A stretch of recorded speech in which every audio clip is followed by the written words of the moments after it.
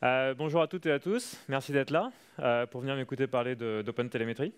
Je ne sais pas s'il y a des gens qui étaient là hier dans la même salle à la même heure pour le talk de Pierre Zemb sur les applications observables. On ne s'était pas synchronisé, mais en fait, il se trouve que ça fait une suite assez logique à ce qu'il a présenté.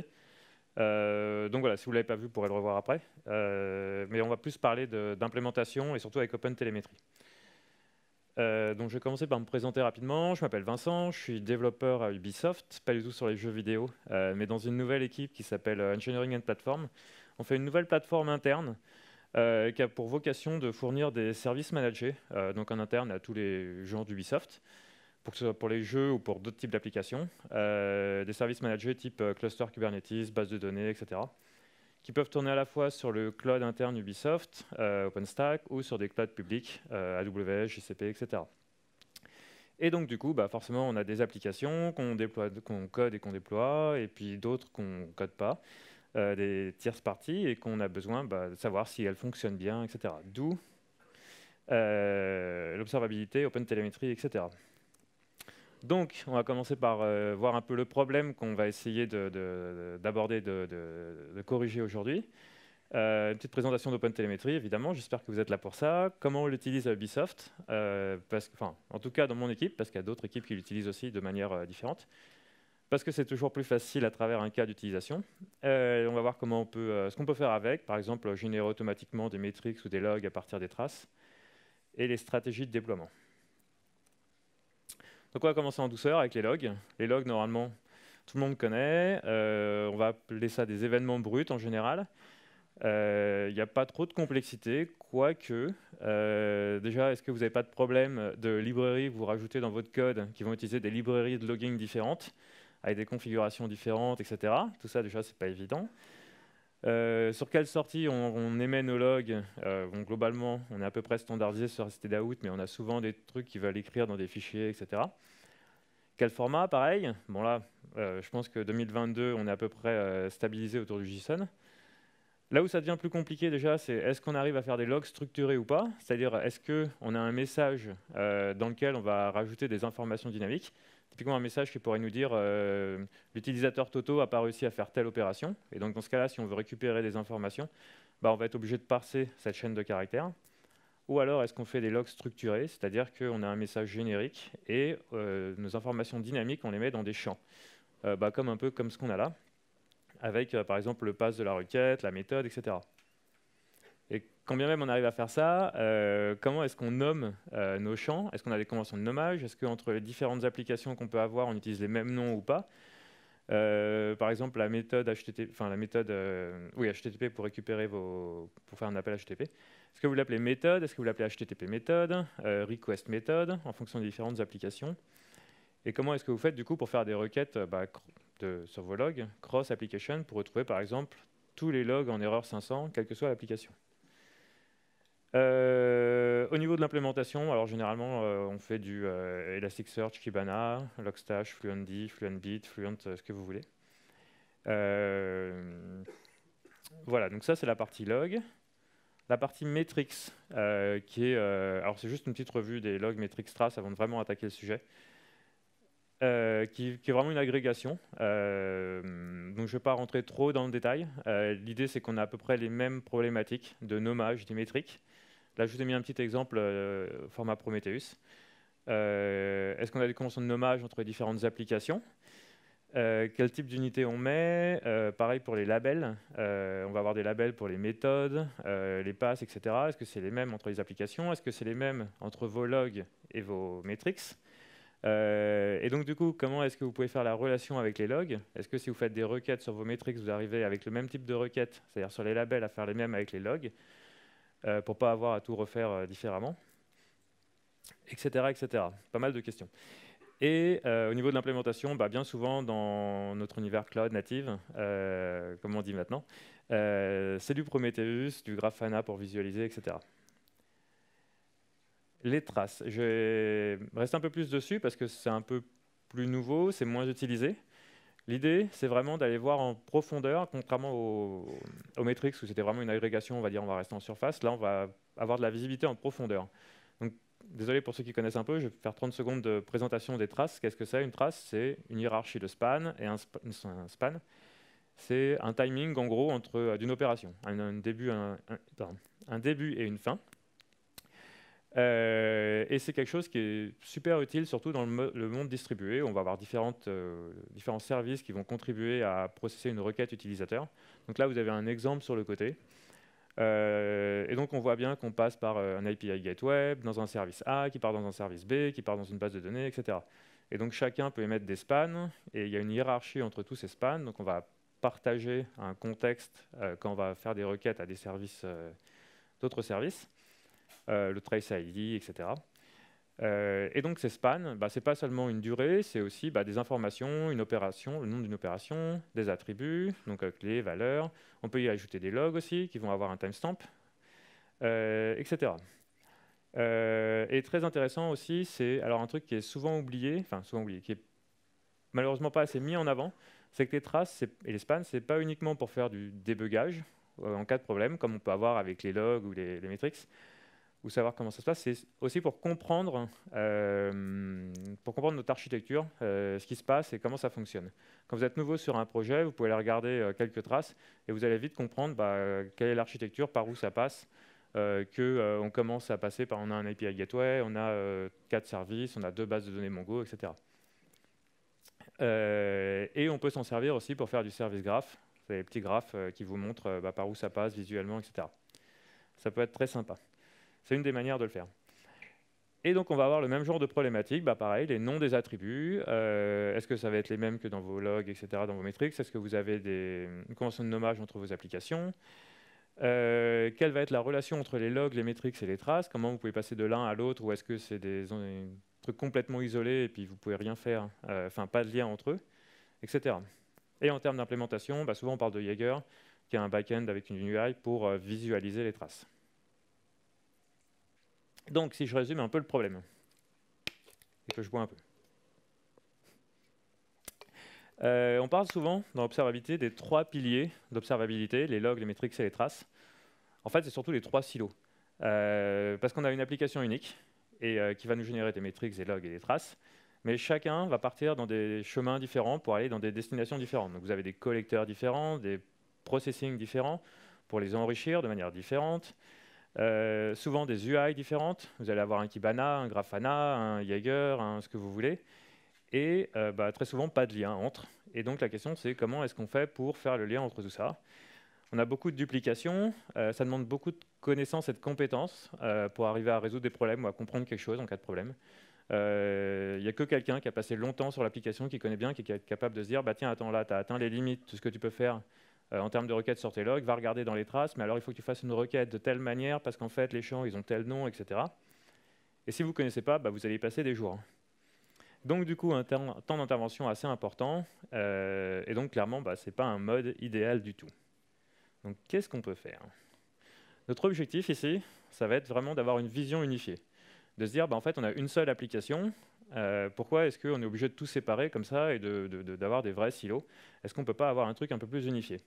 Donc l'idée déjà, d'un point de vue expérience utilisateur, c'est d'avoir une UI unique. De se dire, je vais à un seul endroit, je n'ai pas besoin d'avoir 3 interfaces différentes avec 3 logins différents, etc. Je ne me souviens plus du login sur Grafana. Et donc du coup, une corrélation. Alors ça, c'est super important. La corrélation, c'est comment est-ce qu'on peut faire le lien entre les métriques, les logs et les traces. Vous allez commencer une investigation, vous allez regarder vos dashboards, par exemple, sur les graphes, etc. Et puis vous allez trouver un truc intéressant et vous allez vous dire, tiens, j'aimerais bien pouvoir passer directement plus en profondeur, aller voir les traces, par exemple. Ouais, mais s'il n'y a pas de lien, pas de corrélation, vous recommencez tout à zéro, de l'autre côté, sur un autre outil. Donc la corrélation, c'est super important, c'est ce qui va nous permettre de faire le lien entre tout ça. Et puis une plateforme évolutive, évidemment, parce qu'aujourd'hui, on parle de logs, de métriques et de traces, mais pas que. Et il y a d'autres choses qui arrivent, tout ce qui est profiling, etc.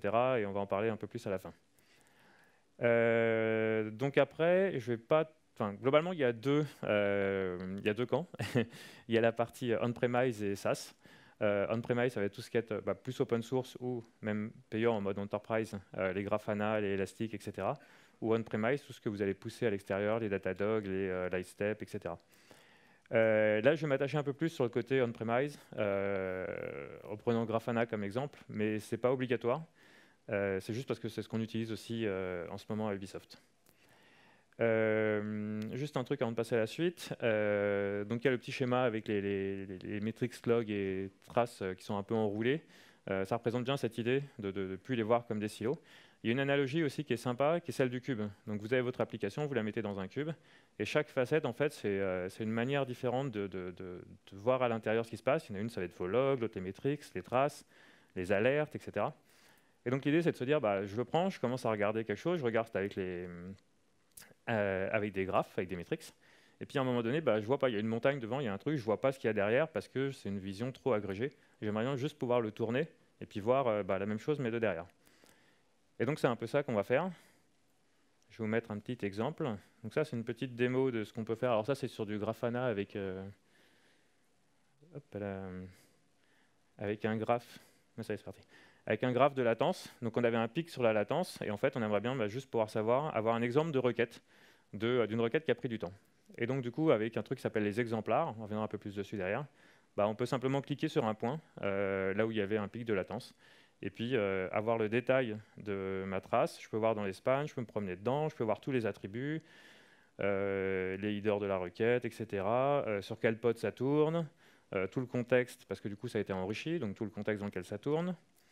Que ce soit au niveau de mon service ou de mon API Gateway, combien de temps ça a pris à chaque fois, etc. Et je peux voir les logs. Donc là, on a des logs de span de l'API Gateway, donc c'est un truc de Kong un peu cryptique, mais ça peut être plus intéressant, évidemment. Donc voilà, l'idée, c'est de dire comment est-ce que je peux facilement, en un clic, passer d'une vision à une autre. Bah, je vais juste tourner ma facette, changer de facette sur mon cube, et je peux voir autre chose. Yep. Et donc, on va pouvoir commencer le talk maintenant. On va pouvoir commencer à parler d'OpenTelemetry enfin. Donc OpenTelemetry, c'est quoi? C'est un projet open source qui a démarré en 2019 et qui est en fait un merge de deux projets open source différents, OpenTracing et OpenCensus. Alors c'est assez rare d'avoir des merges de projets. Plus souvent, c'est des forks, donc c'est assez important pour vraiment insister dessus. Parce que ça représente bien en fait l'état d'esprit derrière ce projet. C'est vraiment toute la communauté qui s'est dit, alors s'il y a des gens qui étaient là, qui faisaient un peu de traces par exemple, etc. Avant 2019, c'était vraiment une galère de se dire est-ce que je pars sur du open tracing, open census, etc. Enfin, la même question qu'on se pose partout, quelle librairie de log je prends, quelle, etc. Ils ont voulu simplifier ça et se dire bah, on va tous aller vers la même chose et on va avoir un seul projet commun. Et bah, pour une fois, ça a marché. Ça s'appelle OpenTelemetry. C'est un projet qui fait partie du CNCF, donc le Cloud Native Computing,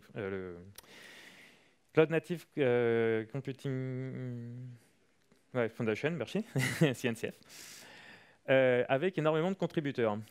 Donc évidemment les gros cloud providers et tous les acteurs de l'observabilité. J'espère que j'en ai peut-être oublié, désolé. Mais il y a beaucoup de gens qui contribuent énormément et très activement. Il y a plein de boîtes qui ont des équipes de gens qui sont payés à plein temps pour participer à ce projet open source. Donc, grosse dynamique. Et pourquoi ils font ça? Parce qu'en fait, ça met une espèce de couche commune pour tous ces acteurs de l'observabilité qui fournissent des SaaS ou des projets, différents types de projets au-dessus. Dans le sens où, du coup, ils n'ont pas tout à redévelopper eux-mêmes et c'est plus facile d'attirer de nouveaux clients s'ils sont interopérables. Donc ça, c'est un truc super important, on va revenir dessus, l'interopérabilité. Juste sur la partie, pour que vous ayez une idée de la taille de ce projet en termes de contribution, ça, c'est les contributions au projet CNCF sur l'année 2021.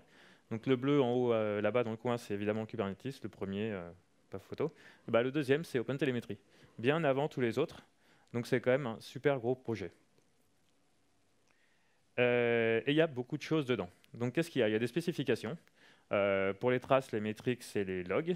Tout ça c'est stable, alors pas depuis le même temps. Les traces étaient en premier parce que ça avait commencé par ça, c'était des projets de traces à l'avant, open tracing, etc.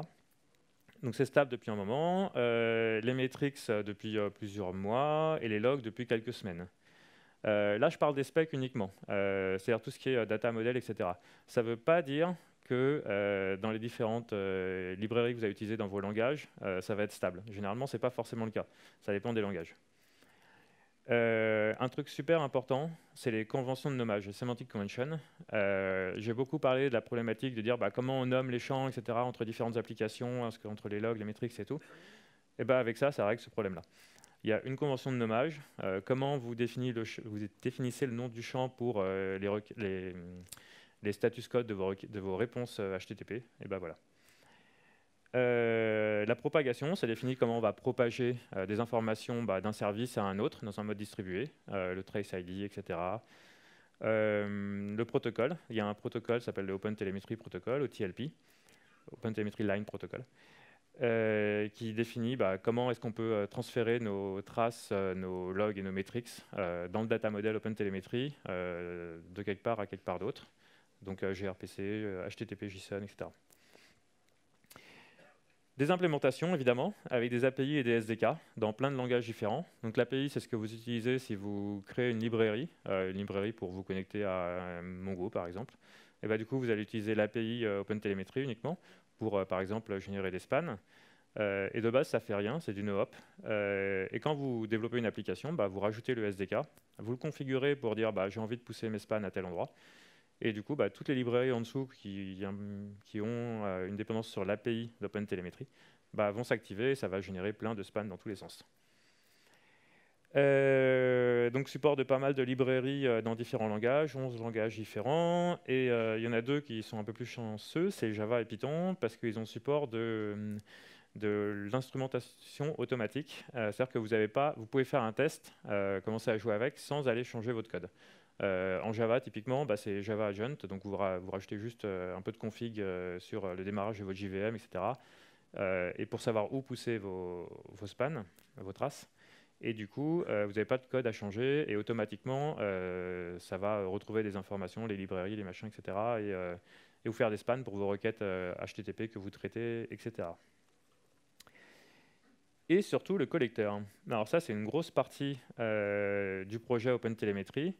Donc il y a toutes les parties dans différents langages et un truc qui est écrit en Go, que vous allez déployer dans vos architectures et qui est dans vos plateformes, et qui va être là pour faire l'interopérabilité. Donc ça, c'est un truc super important d'OpenTelemetry. C'est un de leurs objectifs, c'est de dire, c'est quand même un monde assez vaste, le milieu de l'observabilité. Il y a plein de trucs différents qui existent depuis très longtemps. Et il faut qu'on arrive, on ne peut pas tout remplacer du jour au lendemain, on ne va pas demander à tout le monde d'aller changer toutes leurs applis, etc. Donc il faut qu'on s'intègre avec tout ce qui est existant. En termes de metrics, par exemple, avec Prometheus, etc., on reviendra dessus. Tous les acteurs du marché qui ont différentes API pour pousser des données. Ce n'est pas un truc qui est nouveau, c'est un truc qui s'appelait le Open Census Service dans Open Census, donc un des deux projets qui a émergé. Ça venait de Google. Donc ça fait un moment que ça existe. Et si vous me demandez mon avis, c'est vraiment la killer feature de OpenTelemetry. Donc si vous faites du OpenTelemetry sans utiliser le collecteur, vous passez à côté de quelque chose. Et on va rentrer un peu plus dessus dans le détail. Donc qu'est-ce que ça fait? Ça fait de la collecte, du traitement et de la publication de données de télémétrie, de manière interopérable, encore une fois. Donc, globalement, il y a trois parties. Une partie qui reçoit, donc qui va collecter des données, celle qui va processer, celle qui va l'exporter. Donc, avec plein de composants. Et donc, on peut faire un peu ce qu'on veut à l'intérieur. On fait des pipelines de logs ou de metrics ou de traces. On peut en avoir plusieurs. On peut brancher différentes entrées avec différentes sources, faire des traitements différents, enrichir. Donc, il y a plein de composants qui existent déjà. Pour faire de l'enrichissement de vos logs, de vos metrics et vos traces, par exemple en utilisant les API de Kubernetes pour aller automatiquement rajouter les labels de vos pods, de namespace, les informations des cloud providers pour savoir dans quelle région ça tourne, etc. Vous pouvez rajouter des composants personnalisés, évidemment, les coder en Go, pour faire vos propres, généralement plutôt les processeurs pour modifier vos données. Et du coup, vous avez vos propres distributions aussi du collecteur. Donc c'est du Go, c'est assez facile. Il y a plein de projets pour vous aider à créer des distributions. Faites un peu de conf YAML, évidemment, et ça va vous générer tout ça. Et donc, on va voir un peu comment nous, on l'utilise à Ubisoft. Donc ça, alors, je n'ai pas tout mis. C'est un exemple dans une équipe, c'est pareil, il y a plein de gens qui l'utilisent de manière différente. Nous, on l'utilise à la fois pour les logs, les metrics et les traces. Donc pour les logs, on utilise un receiver, un récepteur qui s'appelle le file log receiver, qui est capable d'aller lire dans les fichiers de log. C'est pas un truc nouveau, pareil, c'est un projet qui s'appelait Stanza avant, qui a été donné à OpenTelemetry par ObserveIQ. Et donc qui remplace votre FileBit ou whatever vous utilisez. Vous pouvez aussi utiliser FileBit et puis pousser directement dans le collecteur si vous préférez. Voilà, il y a plein de choix possibles. Nous, on a fait simple. On va lire les fichiers de log et puis du coup, on les traite après. On utilise aussi dans nos applications le SDK OpenTelemetry pour les spans et les traces. Donc du coup, on les pousse directement au collecteur en utilisant le OpenTelemetry protocol. Et on utilise également le receiver Prometheus qui va aller collecter les métriques Prometheus de nos pods, qui en fait embed directement le code de Prometheus qui fait la collecte. Donc comme c'est du Go aussi, ils importent le code et puis c'est la même conf. Donc c'est quasiment du drop-in de Prometheus pour faire la collecte. Et du coup, derrière, on peut l'exporter. Je rentrerai un peu plus dans le détail de ce qu'on fait à l'intérieur après.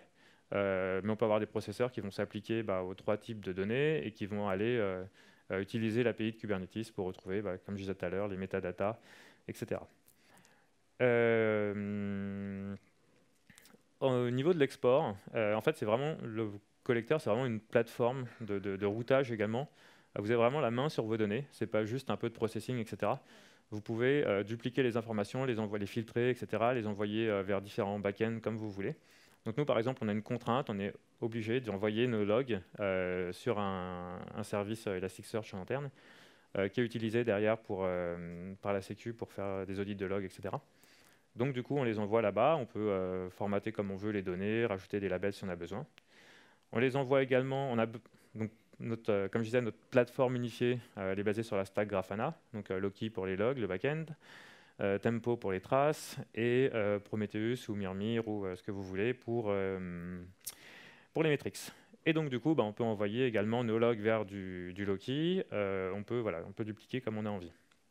Et donc d'un point de vue utilisateur, on a bien notre UI unifié, qui est Grafana, qui va taper derrière vers différents backends. Mais comme on a de la corrélation, comme je vous l'ai montré avec la petite démo, là on peut faire des exemplaires, on peut passer de l'un à l'autre, etc. Donc du coup, tout va bien. Le talk est fini, merci. Sauf que, pas tant que ça.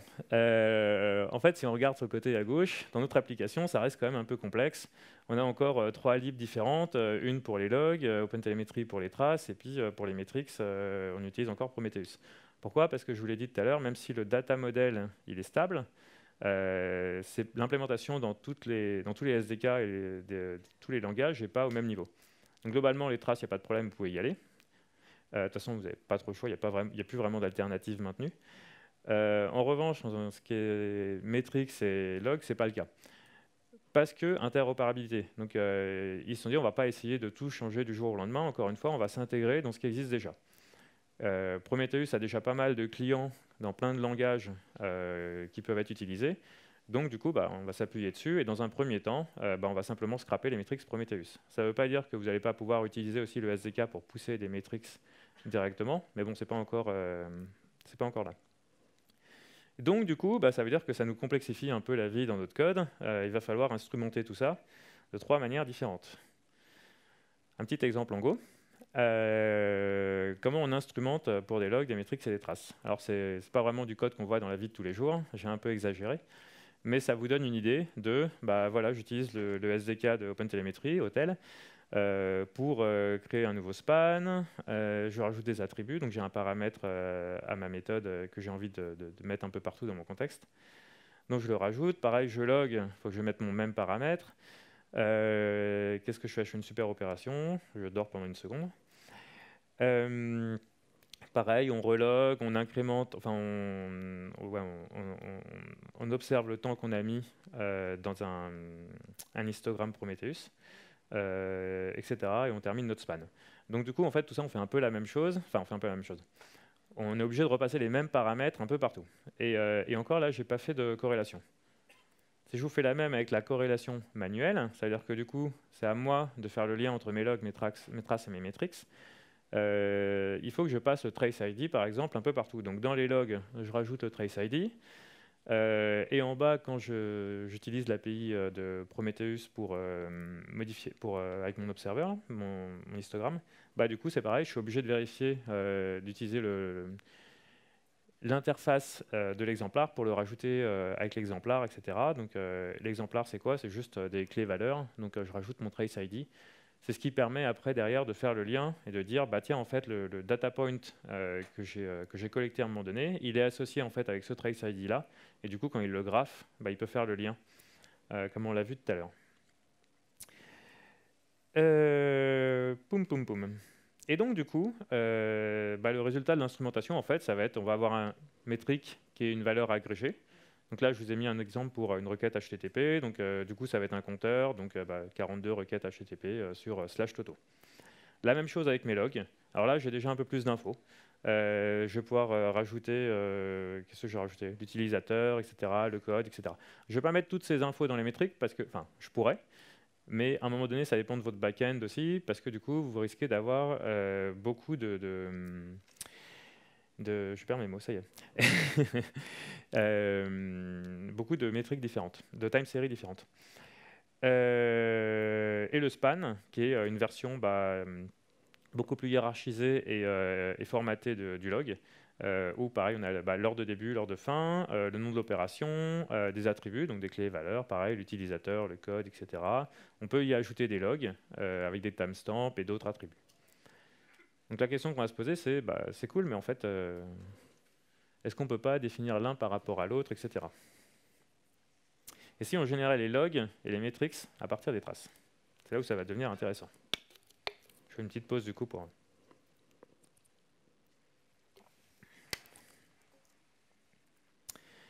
On va reprendre le même exemple que tout à l'heure, enfin la même démo, sauf qu'en fait vous allez la voir d'un œil différent, parce qu'en fait ce que je ne vous ai pas dit tout à l'heure, c'est que c'est la latence pour notre API Gateway, qui est basée sur Kong, donc projet open source, etc., qu'on déploie en interne, sur lequel on n'a pas forcément la main pour aller modifier tout ce qu'on veut.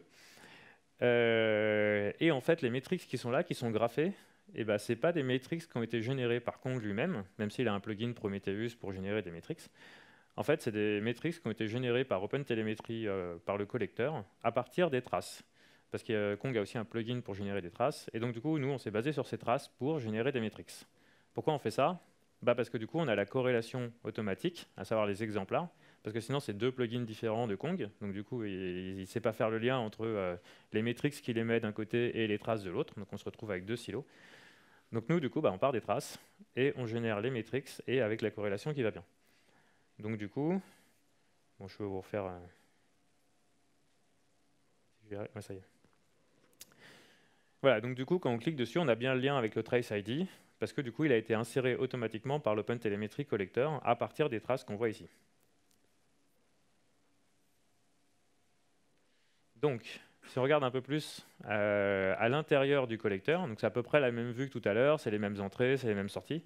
Ce qui est un peu différent, c'est qu'on a regardé à l'intérieur du collecteur, donc on a des pipelines. On a une pipeline pour les logs, une pipeline pour les metrics, une pipeline pour les traces. Et ce qu'on a rajouté, c'est qu'en fait, on a des processeurs dans notre pipeline pour les traces qui sont capables, à chaque fois qu'ils voient passer des spans, d'en générer des métriques et des logs. Et donc, du coup, ces métriques et des logs, en fait, on les expose, on les pousse vers des exporteurs qui peuvent être ce que vous voulez. Donc, ça peut aller directement dans un back-end. Et ce back-end, ça peut aussi être le même collecteur, ou alors un autre collecteur. Et donc, du coup, on peut les refaire passer dans d'autres pipelines.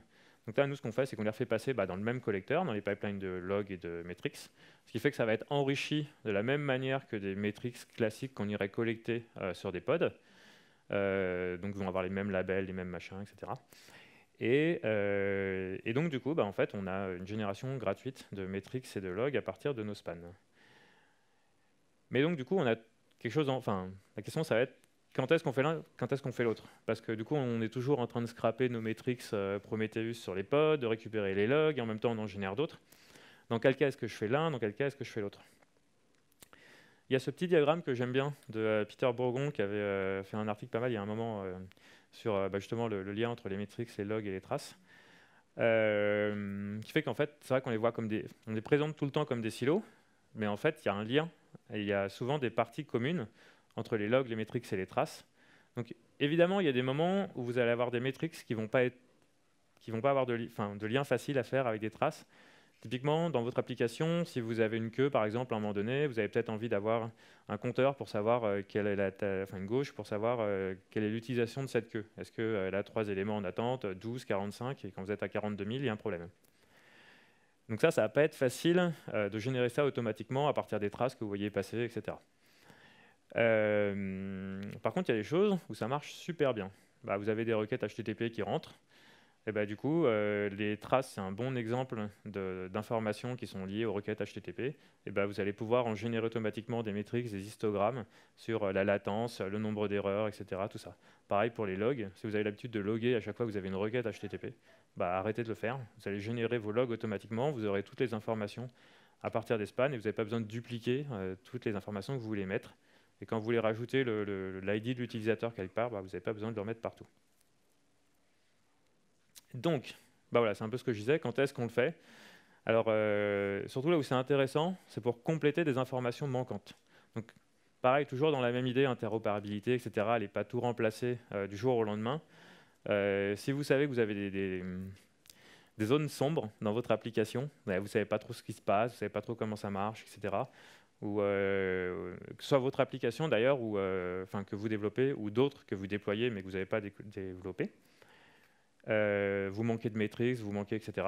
Et par contre, ça expose des logs, ça expose des spans et des traces. Ou alors vous les rajoutez sur vos applications.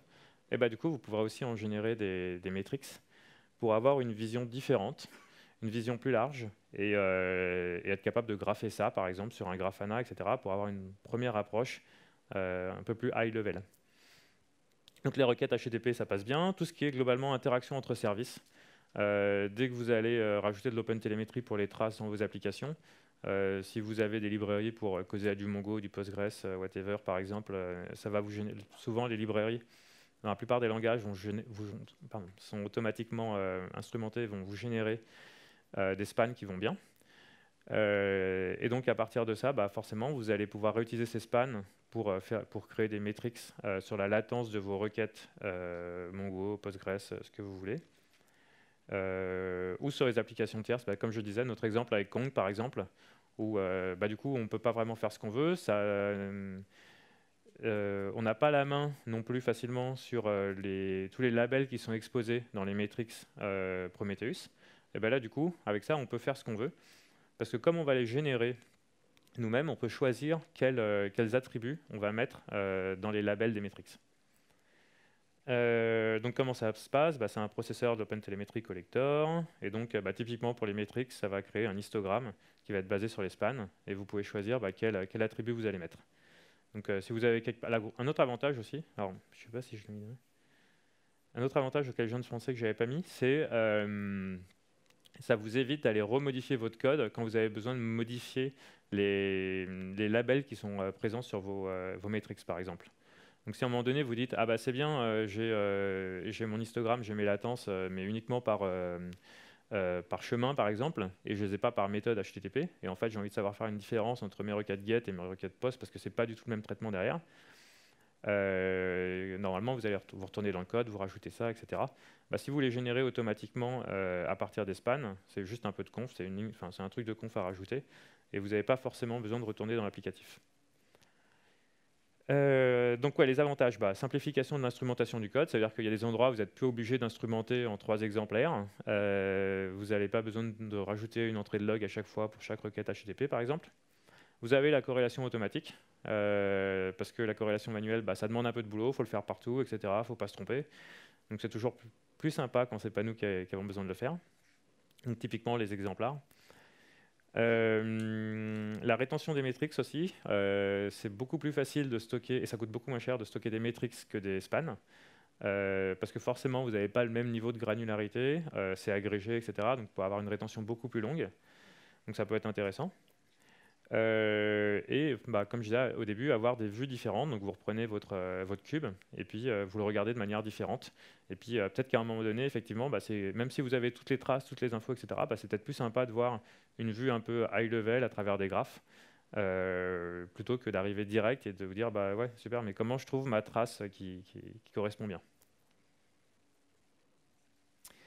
Alors, on va changer un peu on va sortir un peu de ça, on va parler un peu des stratégies de déploiement du collecteur.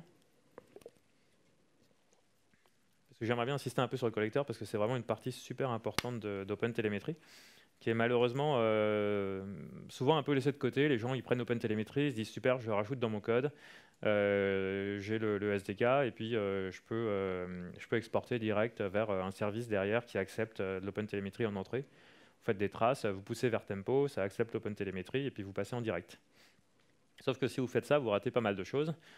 Vous ratez la possibilité de faire de l'enrichissement de vos données, et puis surtout de commencer à travailler sur une vision unifiée un peu, log, métriques, traces, etc.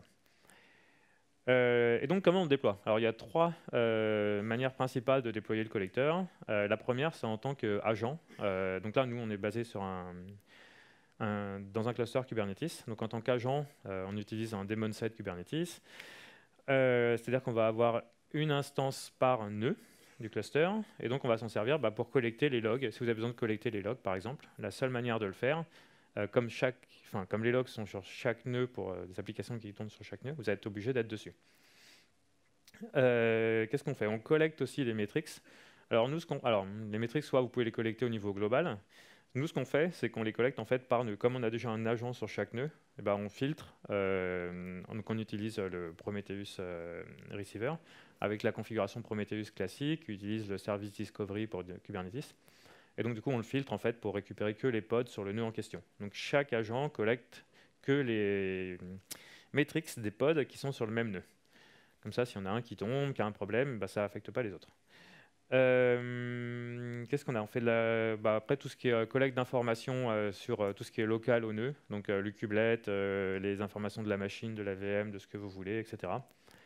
Et on fait également la réception des spans. Sur chaque nœud, en fait, on a un service Kubernetes qui récupère les spans et qui renvoie à un des pods sur les nœuds.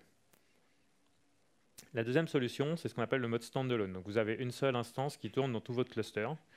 Donc ça, c'est pratique quand vous avez besoin de collecter des informations au niveau du cluster, par exemple sur l'API de Kubernetes, pour avoir plein d'infos sur tous les pods, les namespaces, les machins, etc. Donc pareil, il y a des receivers, il y a plein de receivers, donc il y en a un pour ça aussi. Vous pouvez collecter des metrics Prometheus au niveau des services Kubernetes. Donc pareil, vous ne voulez pas le faire au niveau de l'agent parce que sinon ça va être en double. Donc là, vous le faites au niveau du cluster.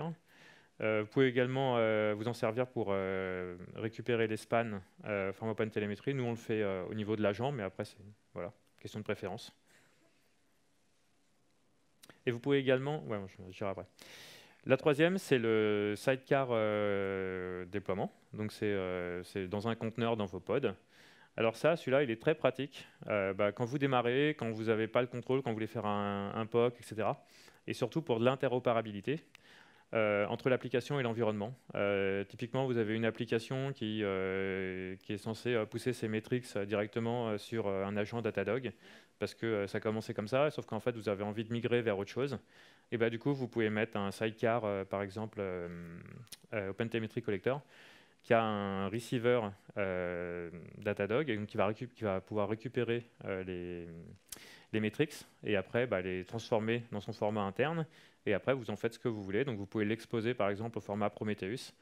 Et donc, ça va s'intégrer très bien dans par exemple, dans votre écosystème Kubernetes, parce que votre Prometheus ou OpenTelemetry Collector ou ce que vous voulez qui va scraper ça, il va les scraper en fait sur le port du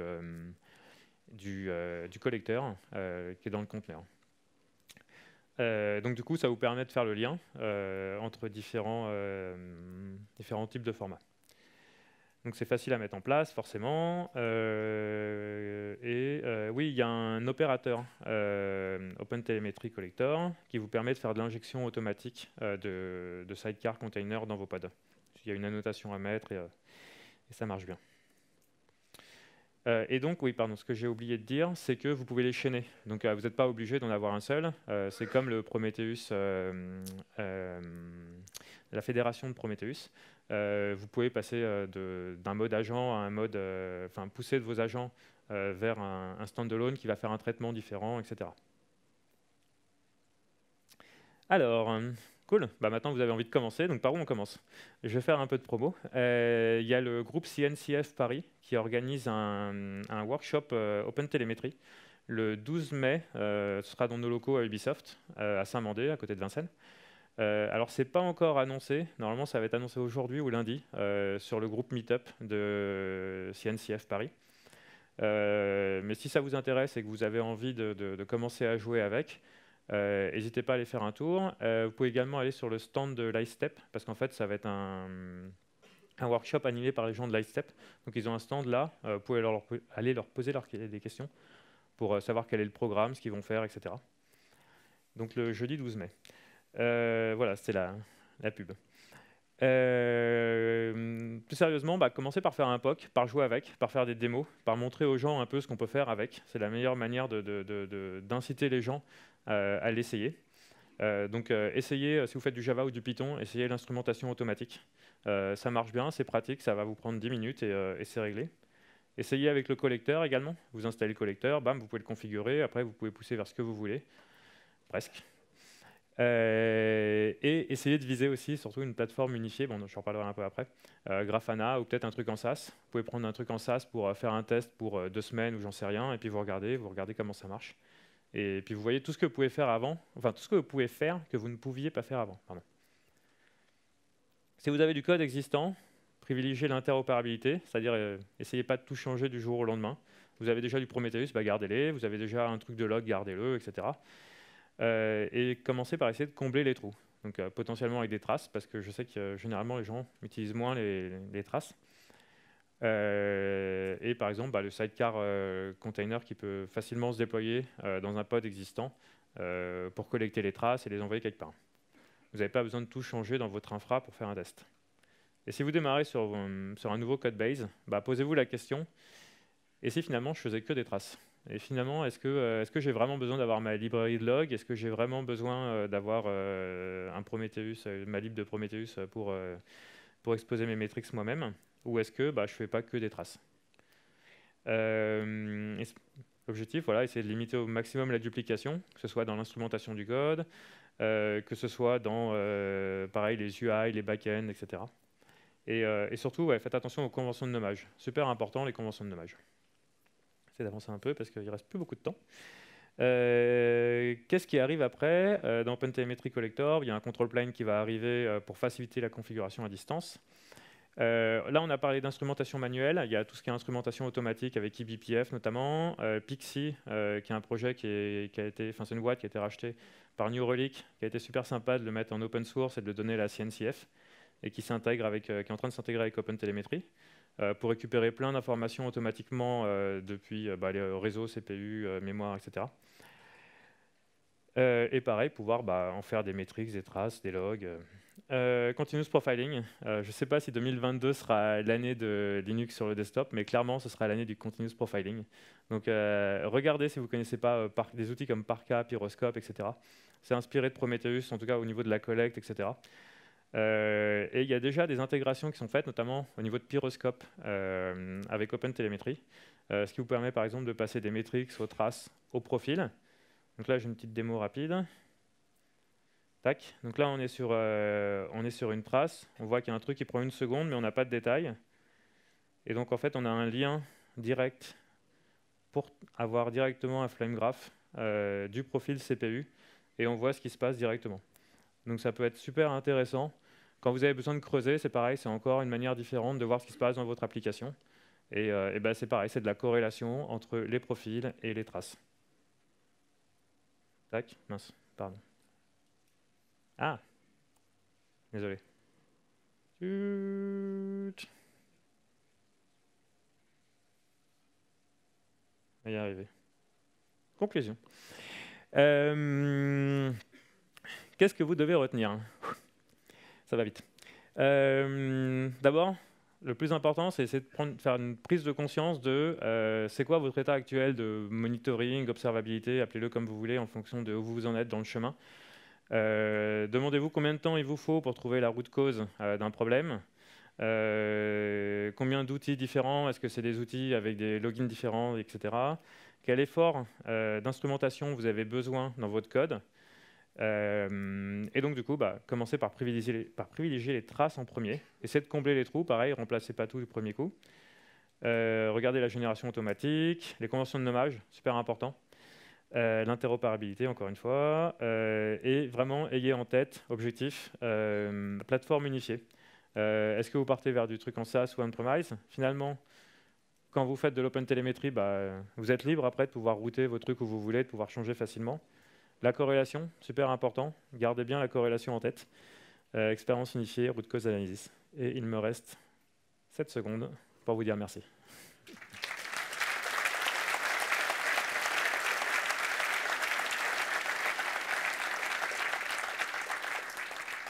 Si vous avez des questions, n'hésitez pas à passer me voir après, ou Twitter, ou ce que vous voulez. Et je sais qu'il y a des gens qui aiment bien avoir les slides après. Je les mettrai en ligne dans la journée, je mettrai sur Twitter. Merci.